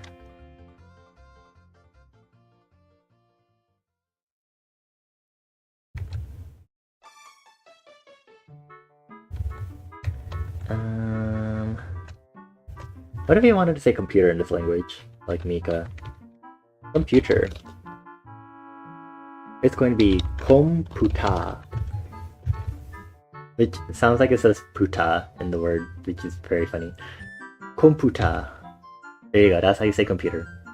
Ta-da. You wonder if you can play Infinite Fusion on your phone, you're craving to play so bad. If you get an emulator that's on your phone, which is possible, assuming your phone can handle it, You on your pooter?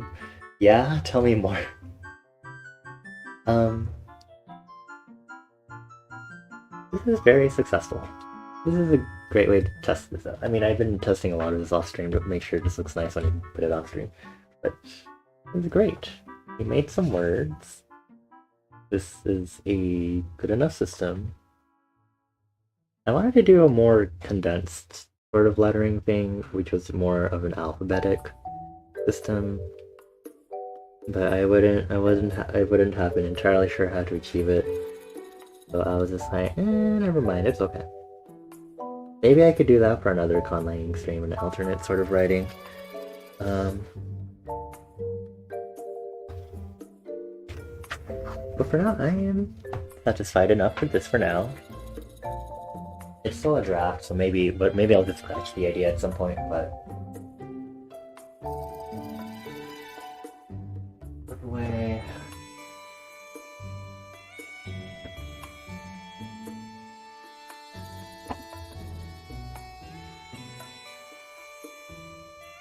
Okay.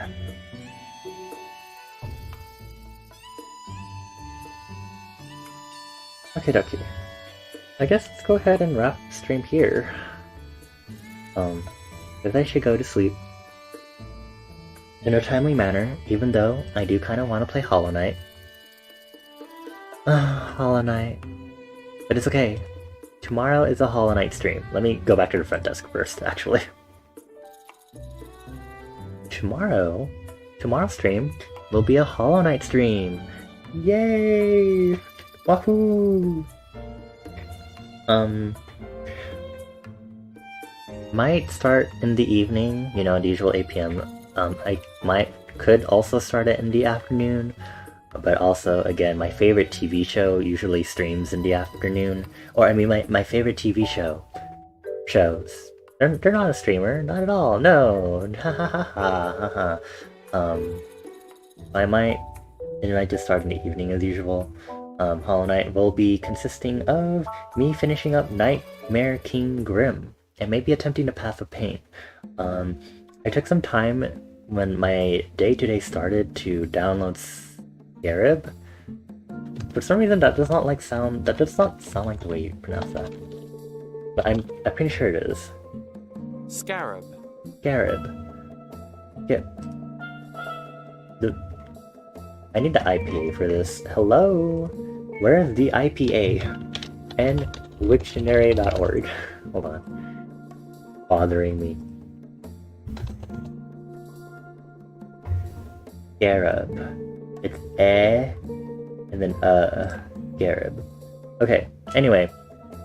Because Scarab is a way to quickly organize and enable, install, and disable mods for Hollow Knight.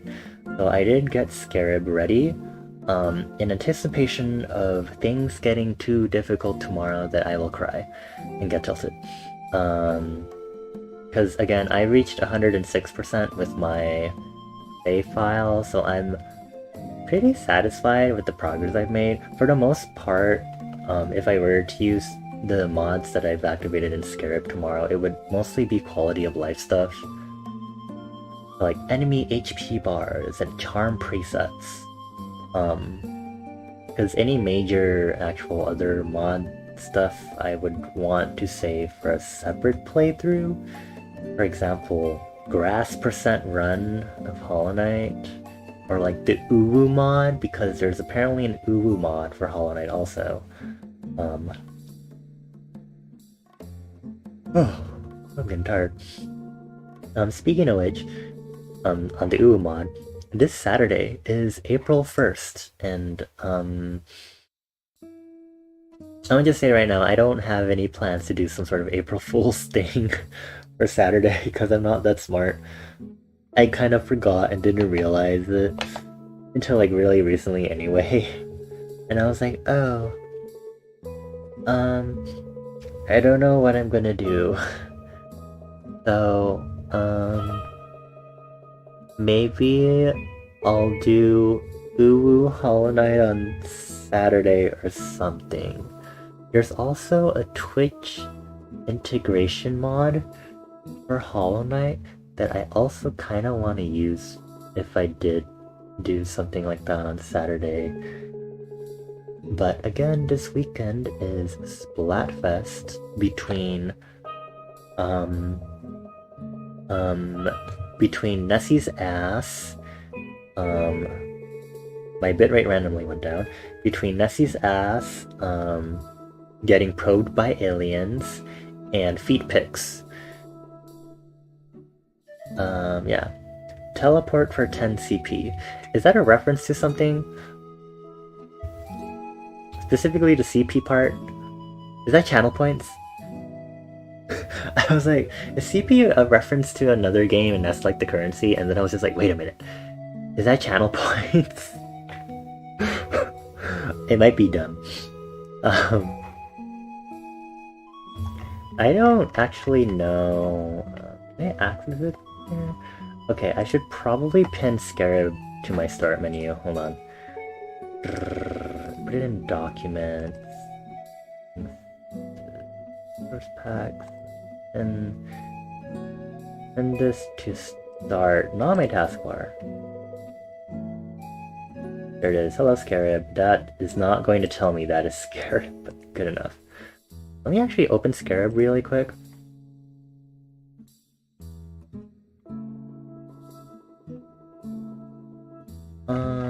So...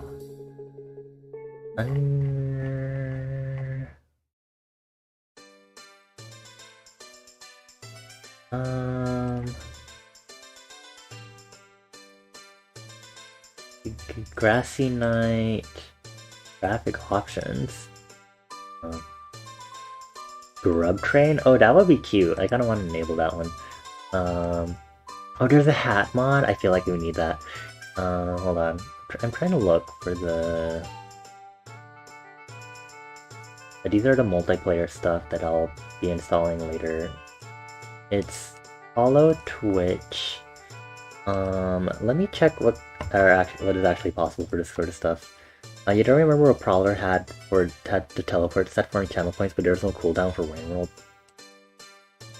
Was it? How long ago was that? Oh my gosh, that's interesting how long ago that was for that. Ugh.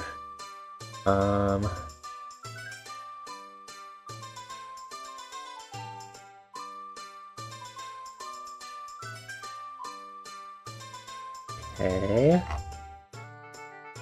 I would love to know what the actual possible points you can have with this are. HK Twitch, maybe?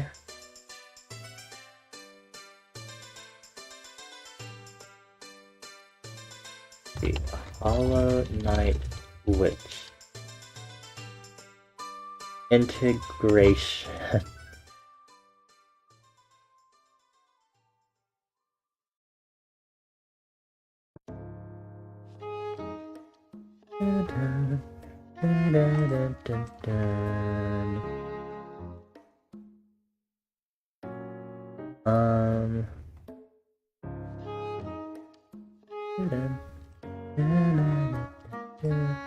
Oh, this doesn't tell me what you can actually do with the mod, but I don't know. I'll have to figure that out on my own time.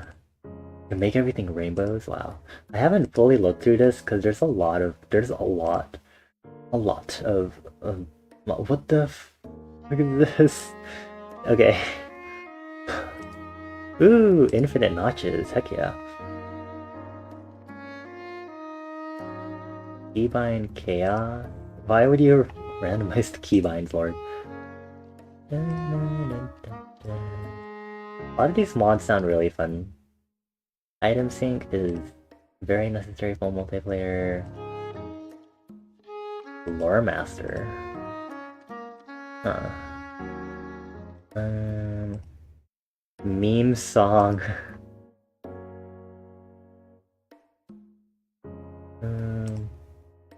Mirrored Hollowness. More doors, more healing, more saves.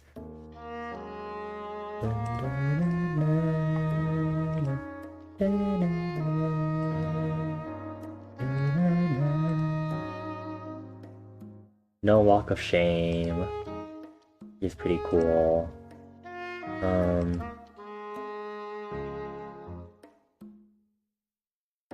paper night?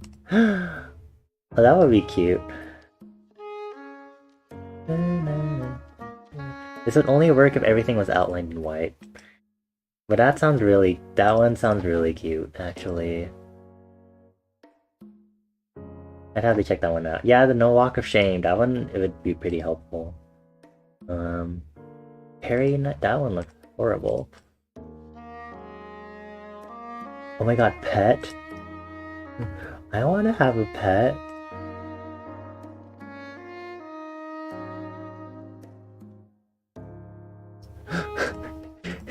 These mods look really cute.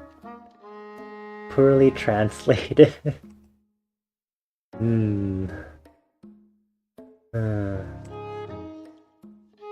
Let's see. Coral boat, coral flower, rainbow eggs. That would be cute.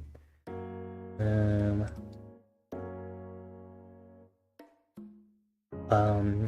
a lot of randomizer stuff. It would be fun. I love randomizers a lot. Well, I've only done one randomizer ever. I've been wanting to do a Metroid randomizer, but I've never gotten to it. Ooh, sit button. This one should be installed, actually.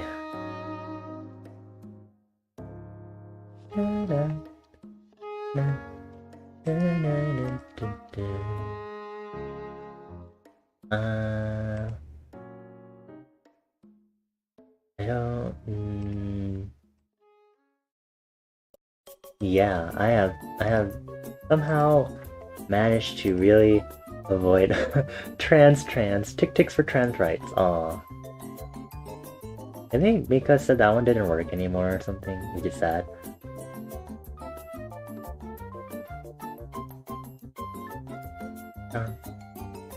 Dalian surprise. This is a meme that adds Rick Astley as a meme background.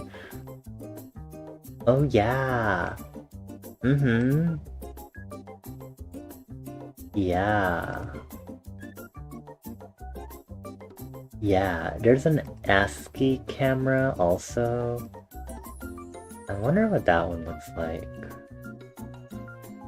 And then there's the bingo board.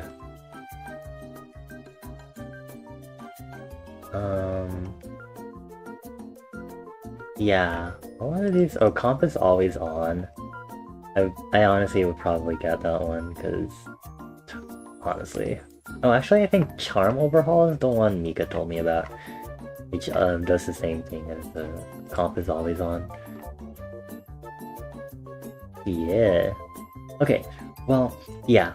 So tomorrow's Hollow Knight will still be vanilla, but I do have these ready. Hopefully, I should make sure they actually work in advance of tomorrow's stream. But yeah, I'll see y'all tomorrow. Again, weekend streams are not likely because it's Splatoon Splatfest. Yeah, I hope y'all enjoyed conlanging with me or just listening to me ramble about linguistics for a bit and making a random ass language loosely based on like Latin and stuff. We're going to I'm always wary of raiding, especially if I'm going to be tired. But I think I can manage some energy for raid, and I think we can go ahead and raid. I think JP is streaming, and Clover is also streaming. Clover is playing Traveler's Rest, and they are in their Chungus model. So I think we'll raid JP instead.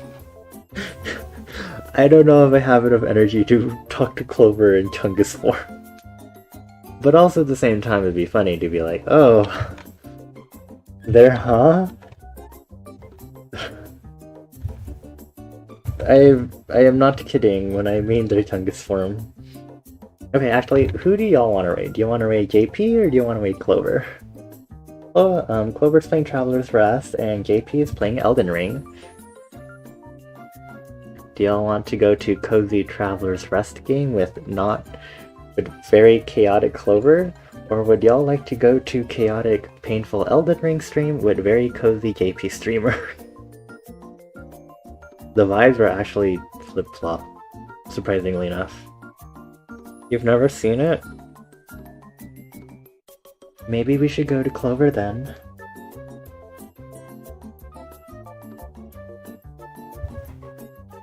Okay, we'll go to Clover so we can all see it and feel very confused together. Okay, so let's go ahead and do the usual stuff for the raid. Sorry, I'm like sluggish right now.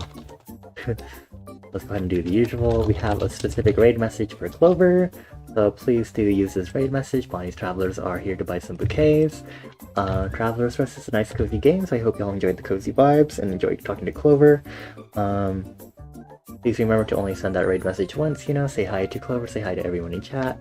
Enjoy the chill vibes, and let's go ahead and get this raid started, shall we? Oh, that is not how the raid message works, or not how the raid command works. Hey, so thank you all for being here. I hope you enjoyed your stay here in Left Eye Means End. Please take care on your way out of liminal space. Make sure to barf if you need to in advance, even though it usually doesn't work like that. I guess vacating your stomach acid in advance works, I guess.